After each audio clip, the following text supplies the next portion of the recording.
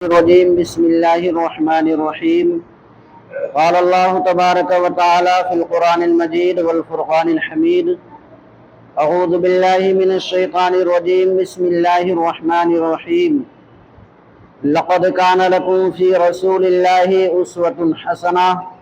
آمنت بالله صدق الله المولانا العظيم وصدق رسوله النبي الأمين المتين الكريم ونحن على ذلك لمن الشاہدین والشاکرین والحمد للہ رب العالمین۔ حضرات محترم، خطبہ مسنونہ کے بعد میں نے جس آیت کریمہ کے ٹکڑے کو پڑھنے کا شرف حاصل کیا ہے، آئیے اس کی تفصیل میں جانے سے پہلے ہم اور آپ مل کر اپنی اور ساری کائنات کے مرکز عقیدت گنبد خضرا میں آرام فرمانے والے آقا، اپنے لمبے ہاتھوں سے بھیک دینے والے آقا، میدان محشر میں ہم گنہگاروں کی شفاعت کرانے والے آقا جناب احمد مجتبیٰ محمد مصطفیٰ صلی اللہ علیہ وسلم کی بارگاہ اقدس میں ایک مرتبہ درود پاک پڑھیں۔ اللہم صلی علی سیدنا و شفیعنا و حبیبنا مولانا محمد معدن الجود والکرم وعلی آلہ وصحبہ بارک وسلم صلاۃ و سلام علیک یا رسول اللہ صلی اللہ تعالی علیہ وسلم۔ حضرات، اللہ جل شانہ کلام مقدس کے اندر ارشاد فرماتا ہے، لقد کان لکم فی رسول اللہ اسوۃ حسنہ، تحقیق کہ تمہارے نبی کی زندگی تمہارے لیے ایک اچھا نمونہ عمل ہے۔ ہم زندگی گزارتے ہیں کسی نہ کسی مقصد کو لے کر کے، ہم زندگی گزارتے ہیں کسی نہ کسی وجہ سے۔ ہمیں اور آپ کو اللہ رب العزت نے زندگی دیا ہے، یہ ہماری زندگی کہیں نہ کہیں خرچ ہوتی ہے کسی نہ کسی مقصد کے پیچھے، اور ہر ایک انسان کسی نہ کسی چیز کو فالو کر کے ہی اپنی زندگی کو گزارتا ہے۔ کوئی انسان عبادت کو فالو کر کے اپنی زندگی گزار رہا ہے، کوئی انسان بزنس کو فالو کر کے اپنی زندگی گزار رہا ہے، کوئی انسان کسی کو دیکھ کر کے انسان کو فالو کر کے اس کو اپنے طریقے سے زندگی گزار رہا ہے۔ بہرحال اللہ رب العزت نے زندگی دی ہے، ہر ایک انسان کو زندگی گزارنے کا حق ہے، لیکن ہمارے اور آپ کے لیے اگر فالو کرنے والا کسی کا نمونہ عمل ہے، اگر ہمیں اور آپ کو فالو کرنے کے لیے کسی کو کہا جاتا ہے، تو ہمارے اور آپ کے سامنے سب سے اچھی زندگی، ہمارے اور آپ کے بیچ میں سب سے اچھا ماڈل جو ہے وہ ہمارے اور آپ کے آقا نبی کریم صلی اللہ تعالی علیہ وسلم کی لائف ہے۔ اگر ان کی لائف کو اپنی زندگی کا ماڈل بنا کر کے، ان کی زندگی کو اپنے طریقے سے فالو کر کے ہم اپنی زندگی کو گزاریں گے تو اللہ کے نبی صلی اللہ تعالی علیہ وسلم کا قول ہے، اللہ کے نبی نے فرمایا ما انا علیہ وصحابی، جو میرے اور میرے صحابہ کے راستے پر ہوگا وہی شخص جنتی ہوگا، وہی فرقہ جنتی ہوگا۔ ہر ایک شخص کا یہ دعویٰ ہے کہ ہم جنتی ہیں، ہر ایک شخص، چاہے مسلمان ہو یا غیر مسلم ہو یا کسی فرقے کا ہو یا کسی ادر مذہب کا ہو، کسی بھی مذہب کا کسی بھی کاسٹ کو ماننے والا ہو، ہر ایک دھرم کا، ہر ایک مذہب کا، ہر ایک مسلک کا یہ کہنا ہے کہ ہم جنتی ہیں۔ لیکن اللہ کے نبی نے کیا فرمایا؟ ما انا علیہ وصحابی، جو میرے اور میرے صحابہ کے راستے پر ہے۔ ہمیں اور آپ کو فالو کرنا ہے، ہم اور آپ فالو کر کے زندگی گزارے، لیکن کس کی؟ جس نبی کا ہم اور آپ کلمہ پڑھتے ہیں اس نبی کی زندگی کو فالو کریں، یا اس صحابہ کرام کی زندگی کو فالو کریں جن صحابہ کرام نے نبی کے نقش قدم پر چل کر کے اپنی زندگی گزاری ہے۔ یہ ہمارے لیے ایک اچھا ماڈل ہے، اچھا طریقہ ہے، اچھی سوچ ہونی چاہیے ہمارے اور آپ کی کہ ہم اور آپ جو زندگی گزار رہے ہیں یہ نبی کے طور طریقے پر زندگی گزارے۔ ہر ایک شخص کا یہ نظریہ ہونا چاہیے جو نبی کا کلمہ پڑھنے والا ہے اس پر یہ چیز واجب آتی ہے کہ ہم اور آپ جو زندگی گزارے نا، ہمارے لیے کسی چیز کی ممانعت نہیں ہے، لیکن بشرط ہر ایک چیز کو ہمیں قاعدے اور قانون کے ساتھ کرنی چاہیے۔ جیسے انسان پانی پیتا ہے، پانی پینے کے لیے انسان کو ممانعت نہیں ہے کہ انسان کب پانی پیے کب نہ پیے۔ ہر ایک سمے پر جب انسان کو پیاس لگے انسان پانی پی سکتا ہے، ہر ایک جگہ پر انسان کو جب ضرورت رہے انسان کپڑے پہن سکتا ہے، ہر ایک چیز کو اسلام اجازت دیتا ہے انسان کو کرنے کے لیے، امت مسلمہ کو کرنے کے لیے، لیکن بشرط یہ ہے کہ تھوڑی سی باؤنڈیشن رہتی ہے، تھوڑی سی اس میں شرائط رہتی ہے۔ جیسے ہم پانی پی رہے ہیں، پانی پینے کے لیے اسلام منع نہیں کرتا، ہاں کھڑے ہو کر کے پانی پینے سے اسلام منع کرتا ہے۔ ہم اگر وہی پانی جو کھڑے ہو کر کے پی رہے ہیں، اگر وہ پانی ہم بیٹھ کر کے پیئیں گے تو اگر سائنس کے اعتبار سے دیکھیں گے تو ہمارا جسمانی بھی فائدہ ہے، اور اگر حدیث کے اعتبار سے دیکھیں گے تو روحانی بھی فائدہ ہے۔ کپڑا پہنتے ہیں، کپڑا کھڑے کھڑے پہننے کے لیے شریعت منع کرتی ہے، کپڑا تو ہم پہنیں گے ہی، لیکن وہی کپڑا اگر ہم بیٹھ کر کے نبی کی سنت پر عمل کر کے پہنتے ہیں تو ہمارا جسم بھی ڈھک جاتا ہے اور نبی کی سنت پر عمل بھی ہو جاتا ہے۔ چلنے کے لیے شریعت منع نہیں کرتی۔ چلو زمین بنائی اللہ رب العزت نے، وہ زمین کو بنایا ہے، فرش بچھونا بچھا دیا ہے، ہم اس پر چلیں سوئیں مکان بنائے جو بھی کریں، لیکن ہر ایک چیز کا ایک الگ الگ طریقہ ہے، الگ الگ اینگل ہے۔ ہم جو روئے زمین پر آ کر کے چلتے ہیں نا، یہ روئے زمین، ان کی آواز ہمیں سنائی نہیں دیتی، لیکن یہ روئے زمین جس پر ہم آ کر کے چلا کرتے ہیں، یہ قیامت کے میدان میں اللہ رب العزت کی بارگاہ میں سوال کرے گی، اے میرے مولا مجھے تو یہ فرش بنایا تھا، بچھونا بچھایا تھا، یہی وہ تیرا شخص تھا، میں اس کے لیے تمام آرائشیں پیش کرتی رہی، اے مولا جب اسے پیاس لگتی تھی میں اسے اپنے سینے سے نچوڑ کر کے پانی نکال کے دیا کرتی تھی، یہی وہ شخص تھا جو اپنی پیاس کو بجھا لیا کرتا تھا، لیکن اے میرے مولا جب یہ میرے سینے پر چلا کرتا تھا، اے پروردگار آسانی سے قدم نہیں رکھتا بلکہ اکڑ کر کے یہ قدم رکھا کرتا تھا، اے میرے مولا آج یہ وہ زمین تیری بارگاہ میں گزار ہے جو میرے سینے پر یہ درد دیا کرتا تھا، آج انسان سے کہہ دے میرا درد واپس کر دے۔ میرے دوستوں اس وقت ہمارے پاس کوئی عمل نہیں ہوگا کہ ہم روئے زمین کے اس درد کو واپس کر سکیں۔ اسلام چلنے کے لیے منع نہیں کرتا، لیکن روئے زمین پر چلو تو ایسے چلا کرو یہ بھی کسی کا سینہ ہے، یہ روئے زمین ہے، ان کی آواز ہم نہیں سن سکتے، لیکن جتنا ہم ایمان والے، ہم انسان کہلانے والے جتنا اللہ کی عبادت نہیں کیا کرتے اس سے کہیں کروڑوں زیادہ یہ زمین و آسمان اللہ کی عبادت کیا کرتے ہیں، لیکن ہماری عبادت انسان دیکھ لیتا ہے، لوگ سن لیتے ہیں، لیکن یہ زمین کی آواز انسان نہیں سن سکتا، آسمان کی آواز انسان نہیں سن سکتا۔ اسی وجہ سے اللہ تبارک و تعالیٰ نے ان تمام چیزوں کی آواز کو انسان سے چھپا کر کے رکھا ہے، تو روئے زمین پر چلنا یہ انسان کے لیے منع نہیں، لیکن بشرطے اس پر آرام سے چلا کرے۔ اور دوسری بات یہ کہ جب انسان روئے زمین پر آ کر کے چلتا ہے نا، تو اسلام نے طریقہ بتایا کہ اس زمین پر چلا کیسے جائے۔ انسان سمجھتا ہے اسلام کے اندر کچھ ہے ہی نہیں، اسلام نے انسان کو کچھ تعلیم ہی نہیں دی ہے زندگی کیسے گزارنی چاہیے، ہر ایک چیز کی تعلیم ہے، بشرطے ہمیں تعلیم کا نالج نہیں ہے، ہر ایک چیز کی سنگت ہمارے پاس ہے، لیکن بشرطے ہمارے پاس اس چیز کی جانکاری نہیں ہے۔ اگر ہم جانکاری کرنا چاہیں روئے زمین پر کیسے چلا جائے اسلام ہمیں بتاتا ہے، پانی کیسے پیا جائے اسلام ہمیں بتاتا ہے، کھانا کیسے کھایا جائے اسلام ہمیں بتاتا ہے، کپڑا کیسے پہنا جائے اسلام ہمیں بتاتا ہے، کسی سے کیسے ملا جائے اسلام ہمیں بتاتا ہے، مہمان نوازی کیسے کی جائے اسلام ہمیں بتاتا ہے، میزبانی کیسے کی جائے اسلام ہمیں بتاتا ہے، ہر ایک چیز کا طریقہ اسلام کے اندر ہے، بشرطے ہمیں اور آپ کو جانکاری نہیں ہے تو ہم اور آپ سمجھتے ہیں اسلام نے کچھ بتایا ہی نہیں۔ روئے زمین جس پر ہم چلتے ہیں، جب انسان اکڑ کر کے چلتا ہے نا تو یہ زمین ہم نے اور آپ نے بارہا دیکھا ہوگا، جنازے کی نماز اکثر لوگوں نے پڑھا ہوگا، انسان جب جنازے کی نماز پڑھ لیتا ہے نا، قبر میں انسان کو لے جانے کے لیے جب انسان کا تابوت اٹھتا ہے نا، میت کی تابوت اٹھتی ہے جنازہ پڑھنے کے بعد، تو ہر انسان سوچتا ہے اب اسے 2.5 گز کے گڑھے کے اندر ڈال دیا جائے گا، کچھ دیر کے بعد فرشتے آئیں گے، سوال و جواب ہوگا، اس کے بعد اس کے نامۂ اعمال کا بدلہ اس قبر کے اندر دیا جائے گا۔ وہی وہ روئے زمین رہتی ہے۔ اللہ کے حبیب فرماتے جب روئے زمین پر انسان اکڑ کر کے چلتا ہے، یعنی زور زور سے قدم رکھ کر کے چلتا ہے نا، تو یہ روئے زمین اللہ کی بارگاہ میں بد دعائیں کرتی ہے۔ کیا بد دعا کرتی ہے؟ اے میرے مولا یہ میرا سینہ ہے، کاش اگر میری جگہ پر یہ انسان لیٹا ہوتا اور اگر میں اس کے سینے پر اکڑ کر کے چلتی، اے میرے مولا یہ مجھے دعا دیتا یا بد دعا دیتا، اے پروردگار مجھے طاقت دے، چاک کر دے، میں اس انسان کو اپنے سینے کے اندر دبا کر کے اسے دونوں طرف سے دبوچ کر کے اسے بتاؤں کہ انسان کے سینے پر چلنے کا اس کو درد کیا ہوا کرتا ہے۔ تو ہمیں اور آپ کو چلنے کے لیے ممانعت نہیں، بشرطے روئے زمین پر چلو تو اس اعتبار پہ چلو کہ اس روئے زمین پر کے اندر بھی سینہ ہے اور اس کے اوپر انسان کو سنبھل کر کے چلنا چاہیے۔ اور یہی روئے زمین ہوتی ہے جب ہم اچھی اچھی بلڈنگیں چھوڑ کر کے نرم نرم صوفے والا بستر چھوڑ کر کے تابوت ذریعے سے اسی مٹی کے اندر جب ہم پہنچائے جاتے ہیں نا، جب انسان مٹی دیتا ہے تو یہی روئے زمین رہتی ہے جس پر ہم کبھی اکڑ کر کے چلا کرتے تھے، جس روئے زمین کو ہم نے حقارت کی نظر سے دیکھا، یہی روئے زمین ہوتی ہے جس میں ہمیں اور آپ کو دفن کیا جاتا ہے۔ تو اسی وجہ سے اسلام نے ہمیں کسی چیز سے منع نہیں کیا، بشرطے ہر ایک چیز کے استعمال کا الگ الگ طریقہ ہے، پانی پینے کا طریقہ الگ ہے، اگر اس کو ہم شریعت کے اعتبار سے پیئیں گے، سنت کے اعتبار سے پیئیں گے تو ہماری پیاس بھی بجھ جایا کرے گی، ہمیں پینے کا ثواب بھی مل جائے گا۔ کھانا جو ہم کھاتے ہیں اگر شریعت کے اعتبار سے سنت کے اعتبار سے کھائیں گے تو ہمارا پیٹ بھی بھر جایا کرے گا اور ہمیں سنت پر عمل کرنے کا ثواب بھی ملے گا. تو ہمیں زندگی گزارنی ہے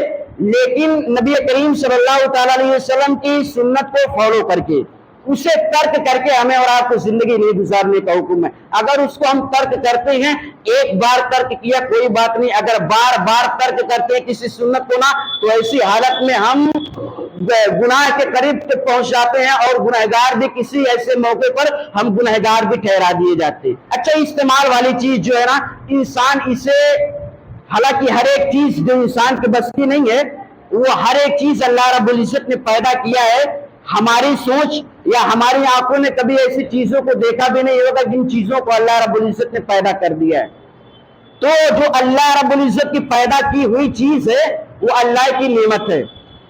ہر ایک چیز جو انسان نہیں کر سکتا اللہ رب العزت نے اگا دیا ہے یا کر دیا ہے تو وہ انسان کے پاس ایک نعمت کی شکل میں ہے. اب جب نعمت کو انسان استعمال کرتا ہے نا, خدا نخواستہ اگر انسان کے پاس دولت آ جاتی ہے تو یہ اللہ رب العزت کی نعمت ہوتی ہے.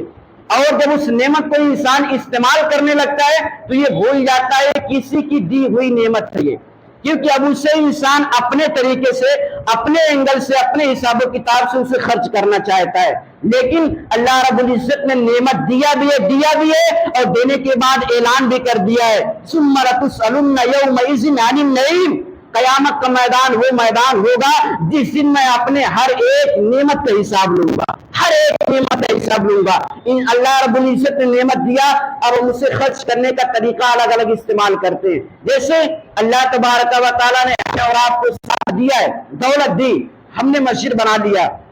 عبادت کرنے کے لیے. یہ مسجد بنائی ہم نے یہ سوچ کر کے نہیں بنایا کہ اس مسجد سے ہم اپنی ضروریات کو پورے کریں گے. اس مسجد میں ہمیں اور آپ کو آ کر کے کچھ ایسی چیز کرنی ہے جو ہم گھر پر نہیں کر پاتے. نہیں, ہم مسجدوں کی جب تعمیر کرتے ہیں, چاہے وہ چھوٹی مسجد ہو یا بڑی مسجد ہو, یا کی ہو یا کہ جھوپڑی کی ہو, جب ہم مسجدوں کی تعمیر کرتے ہیں تو ہمارا نظریہ یہی ہوتا ہے کہ یہ اللہ کا گھر ہے, اس میں ہم آئیں گے تو اللہ کی عبادت کرنے کے لیے آئیں گے.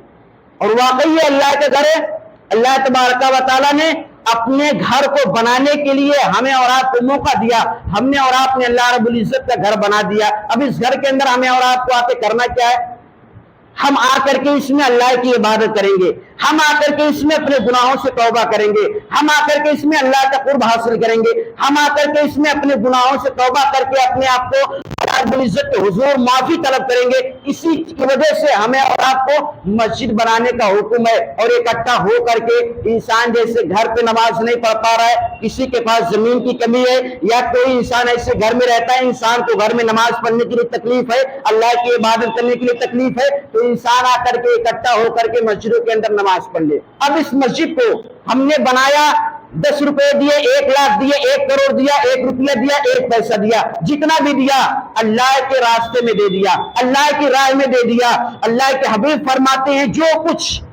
کم زیادہ نہیں, اللہ کے نبی نے فرمایا جو کچھ ہم اللہ کے نام پر اللہ کے راستے میں دے دیں اسے اپنی زندگی سے برخاست کر دے, یعنی کہ اپنی لائف سے اسے نکال دے, یعنی کہ اپنے حساب و کتاب سے اسے نکال دے, کیونکہ ہم نے وہ اللہ کی راہ میں دے دیا. اللہ نے ہمیں دیا تھا, اللہ کی راہ میں ہم نے خرچ کر دیا. اچھا, اللہ کی راہ میں ہم خرچ کر دیتے, اس کے بعد پھر ہمارا دعویٰ اس پر نہیں رہ جاتا, کیونکہ ہم نے وقف کر دیا اللہ رب العزت کے ہاتھ میں, اللہ رب العزت کے راستے میں. اب اس پر ہمارا دعویٰ نہیں ہے, چاہے وہ مسجد ہو یا مسجد سے ریلیشن کوئی بھی چیز ہو. کیوں؟ کیونکہ ہم نے اپنے لیے نہیں دیا ہے, ہم نے اللہ کے رائے میں دیا ہے, اور اللہ کے رائے میں دی ہوئی چیز کو اپنی زندگی میں کبھی اکاؤنٹنگ نہیں کر سکتے. اللہ کے نبی صلی اللہ علیہ وسلم نے فرمایا جو اپنے جیب سے اپنے عمل سے کوئی ایسی چیز اللہ کی رائے میں دے دو تو اسے اپنی زندگی میں پھر شامل نہ کرو, کیونکہ اللہ کی دی ہوئی نعمت تھی, اللہ کے راستے میں ہم نے خرچ کر دیا. ایک جگہ اللہ رب العزت نے کلام مقدس پارہ number 10 chapter number 3 page number 3 اللہ رب العزت فرماتا ہے ان اللہ اشترى من المؤمنین انفسهم واموالهم بان لهم الجنہ, بے شک ہم نے مومنوں کے مال کو, ان کی اولاد کو خرید لیا اس عوض میں کہ ہم انہیں جنت دینے والے ہیں. تو ہم جو چیز اللہ کے راستے میں وقف کر دیں وہ چیز کی ہم اپنے استعمال میں لانے کی کوشش نہ کریں, اسے اپنی زندگی میں شامل کرنے کی کوشش نہ کریں. جیسے انسان نے مسجد کے اندر پنکھا لگا دیا, اب یہ انسان نے لگایا اس وجہ سے کہ اس میں اللہ کے بندے آئیں گے، عبادت کریں گے، اور عبادت کرنے میں اگر انہیں سکون ملے گا، اور سکون ملنے سے انسان ہمارے لیے بھی اللہ کی بارگاہ میں دعا کرے گا۔ حالانکہ اس کو لگایا اس نظریے سے، لیکن اگر اسے چالو کر کے اسی مسجد کے اندر دنیاوی باتیں کرنے لگے نا انسان، تو اللہ کے نبی فرماتے ہیں پھر جو لگایا اسے بھی فائدہ نہیں، اور جو اس میں باتیں کر رہا ہے بیٹھ کر کے وہ شخص بھی گنہگار ہوگا، کیونکہ مسجد یہ اللہ کا گھر ہے، یہ فضول باتیں کرنے والی چیز نہیں، جگہ نہیں۔ اللہ کے نبی نے فرمایا کہ قرب قیامت کی نشانیوں میں سے ایک بڑی نشانی یہ ہے کہ مسجد جو انسان نے اللہ کے نام پر بنایا تھا، اس مسجد کو انسان نے اللہ تبارک و تعالیٰ کا قرب حاصل کرنے کے لیے بنایا تھا، اس مسجد کو انسان نے اللہ کی عبادت کرنے کے لیے بنایا تھا۔ اب اس مسجد کو انسان نے اپنے استعمال میں کرنا شروع کر دیا، استعمال میں لانا شروع کر دیا، تو اللہ کے نبی فرماتے ہیں قرب قیامت کی نشانیوں میں سے ایک بڑی نشانی ہے۔ اور مسجدوں کا سامان بڑی شکایتیں ہیں، یہی کہ نہیں ہر ایک جگہ کی مسجد کی، بعض جگہوں پر آپ نے دیکھا ہوگا استنجے کھانے میں جو لوٹا رکھا رہتا ہے نا، بڑا افسوس کے ساتھ یہ کہنا پڑتا ہے، اور یہاں سننے والے کوئی وہ لوگ نہیں رہتے جو اسلام کو نہیں مانتے، ہر ایک شخص وہی ہے جو اسلام کو فالو کرتا ہے، ہر ایک شخص وہی ہے جو نبی کریم صلی اللہ علیہ وسلم کا کلمہ پڑھتا ہے، لیکن اس کے باوجود یہ چیز کی تائید کرنی پڑتی ہے لوگوں کی۔ استنجے کھانے میں جو لوٹا رکھا رہتا ہے نا، آپ نے بارہا دیکھا ہوگا بڑی بڑی مسجدوں میں کہ اس میں زنجیر لگائی رہتی ہے۔ زنجیر کس وجہ سے بھائی؟ یہ تو اللہ کا گھر ہے، یہاں تو کوئی ناانصافی ہونے والی جگہ ہی نہیں، کوئی سوال ہی نہیں اٹھتا کہ یہاں انصافی ہو جائے یا یہاں کوئی ایسی چیز غائب ہو جائے۔ کیوں؟ کیونکہ یہاں وہ لوگ آتے ہیں، وہ لوگ عبادت کرنے کے لیے آتے ہیں جس کے نبی نے بتایا راستے پر چلتے ہوئے اگر تمہیں راستے کے بیچ میں پتھر کہیں نظر آ جائے اس پتھر کو بھی ہٹا دو، ہو سکتا ہے اس پتھر کو لگنے سے کسی انسان کو تکلیف ہو جائے۔ اس نبی کا کلمہ پڑھنے والا مسجد میں آتا ہے اور اسی مسجد کے استنجے کھانے کے لوٹے میں زنجیر لگی ہے۔ کیوں؟ کیونکہ ہم نے اس کا استعمال غلط کرنا شروع کر دیا۔ اسی مسجد کا جو ہینڈ پائپ ہے جس سے پانی نکل رہا ہے، اسی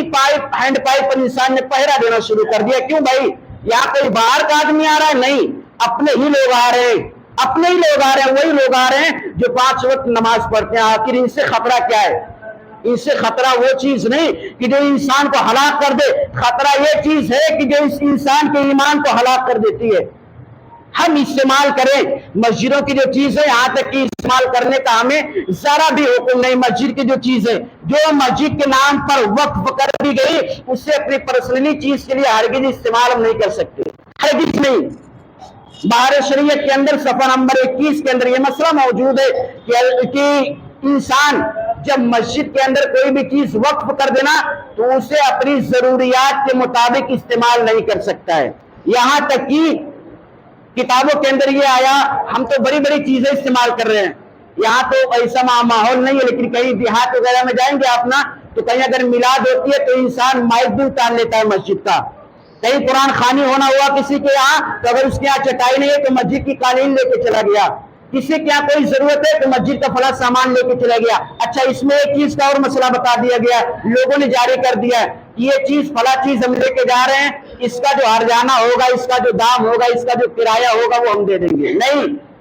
یہ مسجد کا سامان ہے، بھاڑے والی چیز نہیں، یہ مسجد کا سامان ہے، کرائے پر جانے والی چیز نہیں ہے۔ ہم نے مسجد کے نام پر وقف کر دیا، اب مسجد میں وہ رہے گی، اور یہ سامان اسی کے لیے جائز ہے جو مسجدوں کے اندر اللہ کی عبادت کرنے کے لیے ہے، بلکہ فضول انسان کے لیے وہ چیز جائز نہیں ہے۔ پینے کے لیے پانی